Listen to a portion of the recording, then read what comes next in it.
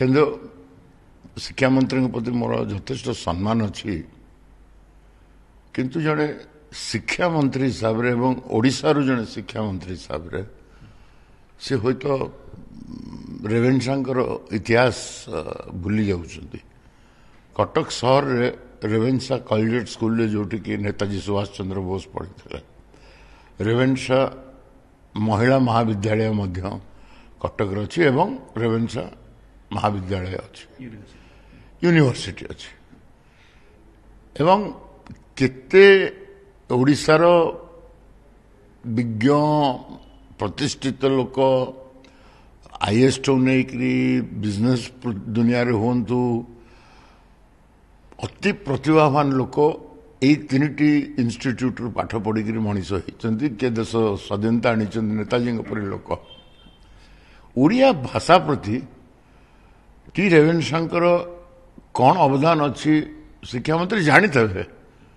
से जानी थे कौ उद्देश्य नहीं कहते मुझे जाननी कहीं ओडिया भाषा यदि आज बंगाली भाषा ठू अलगा ता जुक्ति दर्शई रेवेन्सा आ कही कि ओडिया लैंग्वेज सहित कंपेयर करहबनी ओडिया गोटे क्लासिकल लैंग्वेज आज धन्यवाद देवी नवीन पट्टनायक को कि भारतवर्ष रे 6टी क्लासिकल लैंग्वेज भितर आज ओडिया भाषा गोटे क्लासिकल लैंग्वेज बंगाली क्लासिकल नुह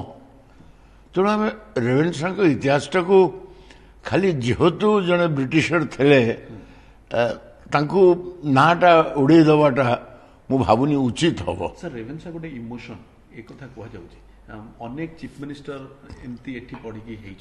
अनेक ब्यूरोक्राट जो माने विदेश रे मध्ये अछन मूलरू कही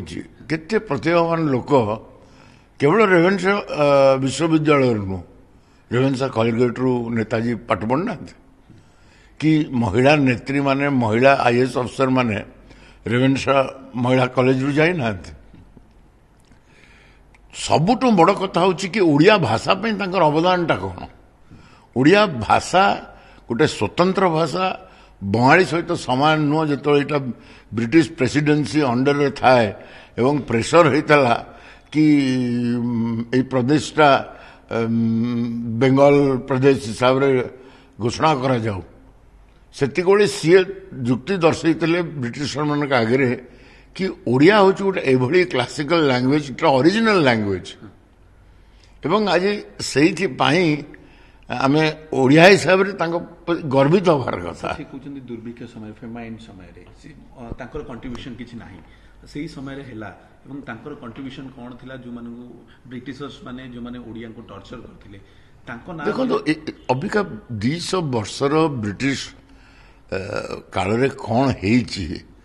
सी भावुं राताराति परिवर्तन करदे ओडिया अस्मिता कथा कहउछन ओडिया रे अस्मिता बोली गोटे शब्द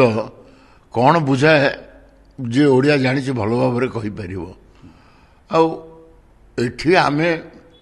जगन्नाथ संस्कृति रे नहीं ओडिया सबुकिछि आम आराध्य देवता को लेकिन ओडिया भाषा ओडिया नीति ओडिया परंपरा ओडिया स्वाभिमान सबू होचंती जगन्नाथ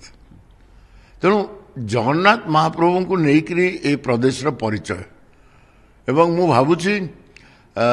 बेंगल कहतु तांकर मध्य आराध्य देवता होचंती जगन्नाथ सर रेवेन्सा यूनिवर्सिटी जदि मंत्री ना न बदले किपरि सेंट्रल यूनिवर्सिटी हम आउ सेठी किपरि भल पाठ पढ़ा हम से दिगरे चिंता करिया कथा आपण भावुचंती से रेवेन्सा विश्वविद्यालय बॉम्बे रे सबुठु टॉप होची सेंट जेवियर्स कॉलेज कोठी क्राइस्ट कॉलेज अच्छी कोठी जामिया मिलिया इस्माइलिया पर यूनिवर्सिटी अच्छी सबू परिवर्तन कर दियो भारतवर्षर जदि गोटे गोटे इन्स्टिट्यूट जो प्रकार ना रही डून स्कूल है जो सब ताले गोटे नीति नियो शिक्षा मंत्री हिसाब रे कि कौन सी स्कूल कौन सी यूनिवर्सिटी को नारे रही को धर्म नारे रही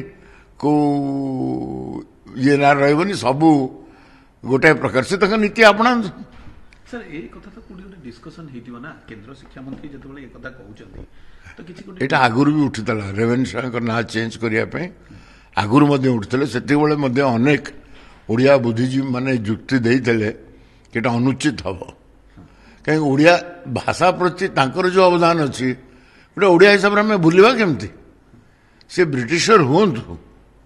କିନ୍ତୁ ଆମ ଭାଷାକୁ ସ୍ୱତନ୍ତ୍ରତା ଦେବାରେ କି ଏଇଟା ଗୋଟେ ଅରିଜିନାଲ ଲାଙ୍ଗୁଏଜ ସାର୍ ଦୁର୍ଭିକ୍ଷ କଥା କହିଛନ୍ତି ଯେ ଟି ରେଭେନ୍ସାଙ୍କ ଭୂମିକା ସେତେବେଳେ କିଛି ନଥିଲା ଯେତେବେଳେ ଓଡ଼ିଆ ଲୋକ ଖାଇବାକୁ ପାରୁନଥିଲେ ଟର୍ଚର ହେଉଥିଲେ ଦେଖନ୍ତୁ ସେଇ ପାର୍ଟ ଇତିହାସରେ କିଏ କରିଛି ନ କରିଛି ଅବିକା କହିବା କୋଭିଡ ବେଳେ ବହୁତ ଲୋକ ତାଙ୍କ ସରକାରକୁ ମଧ୍ୟ ଦୋଷ ଦେଇଛନ୍ତି କି ସେ କିଛି କରିପାରିଲେନି ହଜାର ହଜାର ସଂଖ୍ୟାରେ ଲେବର ଚାଲି ଚାଲି ହଜାର ହଜାର କିଲୋମିଟର ଚାଲି ଚାଲି ଘରେ ପହଞ୍ଚି ପାରିଲେନି ତେଣୁ ଏ ବିବାଦ କାହିଁ ଆସୁଛି ଦୁର୍ଭିକ୍ଷ ହେଇଥିଲା ନ ହେଇଥିଲା କିନ୍ତୁ ଆମ ଶିକ୍ଷା ବ୍ୟବସ୍ଥା ଆମ ଭାଷାର ବ୍ୟବସ୍ଥାରେ ରେଭେନ୍ସାଙ୍କର ଅବଦାନ ଯଥେଷ୍ଟ ଅଛି ତାକୁ ଆମେ ଅଣଦେଖା କରିପାରିବା ନାହିଁ ଆଗକୁ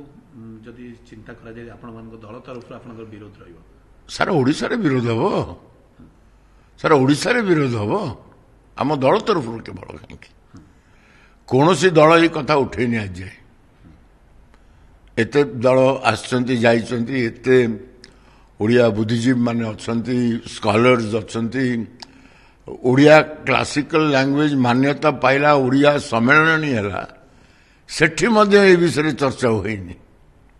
ସେଠି ମଧ୍ୟ ଅନେକ ଗର୍ବର ସହିତ ଓଡ଼ିଆ ପ୍ରତିଭା ମାନେ କହିଛନ୍ତି ଆମେ ରେଭେନ୍ସାରୁ ପାଠ ପଢ଼ିକି ଆସିଛୁ ତେଣୁ ଯେତେବେଳେ ଜଣେ କୁହେ କି ମୁଁ ରେଭେନ୍ସାରୁ ପାଠ ପଢ଼ିଛି ତାର ଗୋଟେ ସିଲେବସ୍ ତାର ଗୋଟେ ପୋଜିସନ ତାର ଗୋଟେ କ୍ରେଡିଟ୍ ଅଲଗା ହୁଏ ଆମେ କହିବା ଆମେ କ୍ରାଇଷ୍ଟ କଲେଜରୁ ପାଠ ପଢ଼ିକି ଆସିଛୁ ଆମେ କହିବା ଆମେ ରେଭେନ୍ସାରୁ ପାଠ ପଢ଼ିକି ଆସିଛୁ ଗୋଟେ ଡିଫରେନ୍ସ ଅଛି ବହୁତ ବଡ଼ ଡିଫରେନ୍ସ ଅଛି ସାର୍ ଅନେକ ବୁଦ୍ଧିଜୀବୀ ମୋତେ କହିଛନ୍ତି ଯେହେତୁ ସେ ରେଭେନ୍ସାରେ ପାଠ ପଢ଼ିନାହାନ୍ତି ତେଣୁକରି ତାଙ୍କୁ ସେ ଫିଲିଂ ନାହିଁ ରେଭେନ୍ସାରେ ପାଠ ପଢ଼ିବାକୁ ହେଲେ ଯୋଗ୍ୟତା ଦରକାର ସେଥିପାଇଁ ସେ ବୁଝିପାରିନାହାନ୍ତି ସେ ଫିଲିଂ ରେଭେନ୍ସାରେ ଆଜିକା ଡେଟ୍ରେ ଆଡମିସନ୍ କେଉଁମାନେ ପାଆନ୍ତି ଯେଉଁମାନେ 95% ଉପରେ ରଖିଥାନ୍ତି ସେ ରେଭେନ୍ସାରେ ଚାନ୍ସ ପାଆନ୍ତି ରେଭେନ୍ସାର କ୍ୱାଲିଟି ଓଡ଼ିଶାରେ ବୋଧେ ମୁଁ ଭାବୁଛି ଟପ୍ ମୋଷ୍ଟ କ୍ୱାଲିଟି ଏଜୁକେସନ୍ ରେଭେନ୍ସାରୁ ହୁଏ ତେଣୁ ତାପର ସିକ୍ୱେନ୍ସରେ ଅନ୍ୟ କଲେଜ ମାନେ ଆସନ୍ତି କିନ୍ତୁ ନମ୍ବର ୱାନ୍ ଆଡମିସନରେ ଯଦି ଯେତେବେଳେ ମାର୍କସିଟ୍ ଯାଏ ଜେନେରାଲି ରେଭେନ୍ସାର ଦେଖିବେ 100% ଆଡମିସନ୍ ବାଲା 98, 97, 99 8% ମାର୍କ ପିଲାମାନେ ହିଁ ସେଠି ଆଡମିସନ୍ ପାଆନ୍ତି ତେଣୁ ରେଭେନ୍ସାର କ୍ୱାଲିଟି ଗୋଟେ ଇନଷ୍ଟିଚ୍ୟୁଟ୍ ହିସାବରେ ଆଜି ଭାରତ ବର୍ଷରେ ଜଣାଶୁଣା କି ରେଭେନ୍ସା ମହାବିଦ୍ୟାଳୟ ବିଶ୍ୱବିଦ୍ୟାଳୟ ଗୋଟେ ୟୁନିକ୍ ଗୋଟେ ଟପ୍ କ୍ୱାଲିଟିର ଏଜୁକେସନ୍ ସେଠି ମିଳେ ବୋଲି ସବୁ ଟପ୍ ଯେଉଁମାନେ ହାଇ ରାଙ୍କିଂ ଷ୍ଟୁଡେଣ୍ଟ ମାନେ ହିଁ ସେଠି ଆଡମିସନ୍ ପାଆନ୍ତି